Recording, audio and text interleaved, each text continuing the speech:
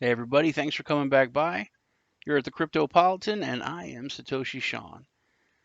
First, thanks for coming by once again. Please crush that like button. Really helps us out. If it's your first time here, please hit the subscribe button. Channel's growing really fast. We're really happy and really thankful. Hit the bell for notifications because we get reports out to you every single day on all news on cryptocurrency and blockchain technology. Let's head into it. There's a lot to go over. First, FINRA is still not approving all the applications that they got from cryptocurrency projects. You can head over to the Cryptopolitan. We have all the news set up in different sections, easy to find, whether it's regulation, industry, Bitcoin, with coin analysis. That's updated constantly on all the top cryptos. Um, but it's been months since the United States Financial Institution Regulatory Agency, or FINRA, received applications from 40 different cryptocurrency startups. They applied for licenses as broker dealers in the industry. Um, the U.S. government's making things really tough on people in general, mainly in the United States, granted, but on the cryptocurrency sphere in general. A lot of exchanges, a lot of projects are really nervous about what's going on. However, market participants believe that the long wait is due to the Securities and Exchange Commission's indecisiveness on how to deal with digital currencies in the United States. Basically, FINRA doesn't want to act until the SEC gives clear guidelines. And the SEC is dragging its feet because there's nothing that they can go off of. So there's all these different agencies in different countries that are looking to all these different agencies in different countries, but mainly everyone's looking at the SEC and they feel all their eyes on them. So they're just proceeding at such a snail's pace that it's ridiculous. Um, as far as regulation goes, we'll talk a little bit about Facebook. Facebook Libra is blowing up everywhere. Everyone's talking about it. I'm sure you've seen and heard. I've been talking about it for months. Um, but Facebook Libra, they're receiving flack from U.S. Legislation. Basically, not the SEC, no one else, but the federal government. Basically, Congress is saying, "Hey, you're going to mess with money.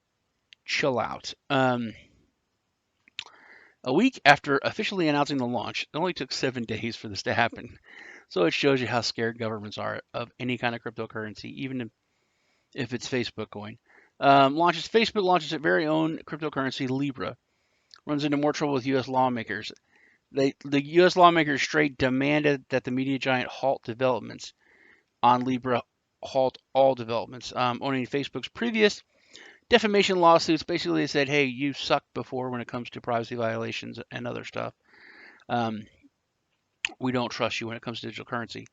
Both sides of the aisle, both Democrats and Republicans, are both scared of this.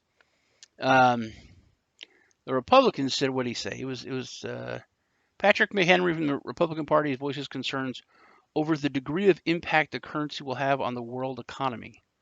His statement said that although Facebook's new cryptocurrency has the potential to transform the face of payment modes in this digital era, the question remains whether or not it will comply with complex international financial regulations. Considering the massive scope of the project, McHenry further insists on fully evaluating its strengths and liabilities. Basically, they're scared because it does threaten the U.S. dollar and fiat money in general. It's going to instantly educate millions of people on cryptocurrency. I've made the point that the one thing I'm really looking forward to is really rubbing it in the face of all of my friends that have given me so much crap about cryptocurrency. I got to argue with my buddy that was, talking about my Bitcoin crap. He goes, I'll start using that whenever I get paid in digital money. And I said, you already get paid digital money. He said, no, I don't. He said, I get paid in the green, brother. I said, really? You stand in line every Friday, like in the 1920s, and go to a window with a cashier and bars on it and get your cash doled out to you?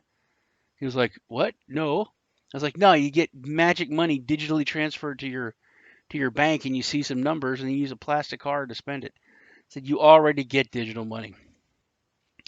I digress. That's just my frustration with my friends and family. So they're going to be using Facebook coin. They're going to be using a digital currency. I'm going to laugh. I'm just going to enjoy the heck out of that. But because of that, once people are using a digital currency, then they're going to be like, well, what about this Bitcoin? It's not so scary. I'm already using the Facebook coin. Um, More on what the U.S. is doing. Bancor is they're blocking U.S. Users starting July 8th. So if you use Bancor, which a lot of people do, it's a huge exchange. It is a decentralized exchange. It's a DEX, but it is. I mean, it's based in Israel. Um, it's kind of a DEX. You know what I mean? It does have a lot of centralization or central points. Bancor is a decentralized exchange platform that came up with a decision to citing increase in regulatory uncertainty. The post further states that the move would enable Bancor community to innovate faster with better clarity. But since they are a DEX, they really can't stop people from using the platform, once they're on. So, however, a statement clarified that users in the U.S. can still log in, hold tokens, and transfer tokens from the U.S., but it won't be able to convert them. So you won't be able to actually use the exchange, but you can still move your tokens around. It's not like Binance, where once they kick you out, you're off. You can't get on. You got to move your tokens out of there within the next probably 80 days now. Um, in good news, Litecoin, and this is kind of important. Litecoin is an introduced a cryptocurrency debit card, which it's huge because it's Litecoin. It's not, you know, brand new, no name crypto. Um, it's through a partnership though with an exchange, a big exchange. So the Litecoin Foundation recently announced it will be partnering with Buybox Exchange in order to deliver a physical debit card to its consumer base. So it's kind of interesting. The crypto community will be giving you another plastic card. Not when it comes to America. There's not a lot. Which you can use in order to pay for goods and services offline. According to the Litecoin Foundation, there's going to be 3 different coins that you can use on this or with this card. And the process will be Litecoin, the Buybox Exchange coin, the BIX or BIX, as well as Turnio's. It's another partner, and their token is the Tern, Tern. Now, the partnership, the 3 participants bring 3 different things: Litecoin, the fast exchange, and the transaction per second. Buybox is going to leverage $200 million in trading volume, and Turnio is this specific platform required for the debit card. So they're all going to come together, and we'll be able to use it through the injection of the program on Buybox's exchange and Litecoin's official wallet, Loof Wallet. So pretty cool.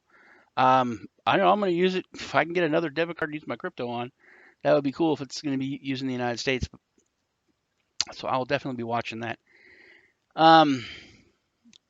More on compliance. This is more for self-regulation.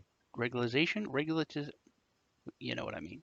So CoinMarketCap said that they want, with all the wash trading and fake trading, they sent out a request to all exchanges on the platform to give them a bunch of information for transparency.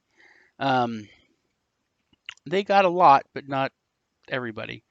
CoinMarketCap, a leading crypto chart website, has announced that most of the crypto exchanges listed on the website have complied with its new initiative of delivering transparency to the crypto market. Not really most. It maybe barely qualifies. 70%. 69% would be more than half. 70%, not really most. I think 80% would be most. A little more than 70% of listed entities have complied with the regulation and provided relative data to be displayed on the platform. If a exchange did not give them the information, they're not going to be kicked off of CoinMarketCap, but they will not be listed where they're supposed to be. They're going to be listed just at the bottom. So it's going to be, it's going to hit them. So it's kind of better to, take the hit and, produce your real numbers, or use your fake trading and not even be listed in the first 10 pages. Um, it's not a smart move to not have done it. Plus, you look like a huge scammer by not giving your true numbers. Next, another big also comes to Litecoin. With what the BNB token has done, I'm going to be looking at the BIX token. First off, it's Buy Box is a pretty big exchange, and with this partnership and actual utility use case in spending it, that's something. But BNB token does not have that. You can't spend BNB token anywhere except on the exchange. This has the same utility as far as lowering costs on using the exchange, but now you'll be able to spend it offline. It's kind of a big deal. The main thing with BNB is you can use it for IEOs. That's what is causing the huge giant pump.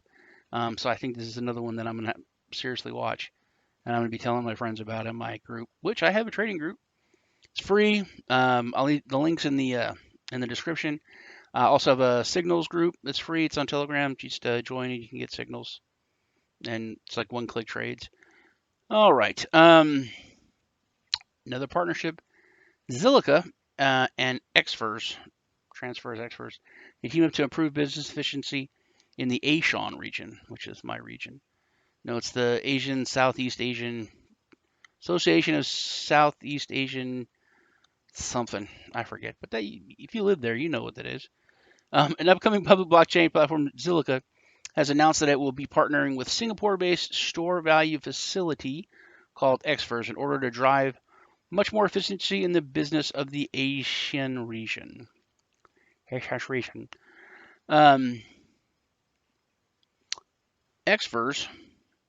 I wish I knew how to pronounce it better. Transfers, Xfers, one or the other. Will contribute its financial inclusion and fintech knowledge to the partnership by supplying relevant tools in order to support Zilliqa's compliance with regulatory standards. Xfers is quite knowledgeable about the P2P lending industry in the region, as it owns several of them in Indonesia. And then Zilliqa's bringing, I think they're doing like 3,000 transactions a second. They're a really good blockchain, solid project. So this is, I've been waiting for Zilliqa to make a good move. This hopefully will give them that good move. That, my friends, is about it for today. It was cool hanging out with you. Please crush that like button, hit the subscribe button, leave me a comment below, and I will definitely talk to you. Thank you. You guys take care. I'm Satoshi Sean, and I'll see you in the next video.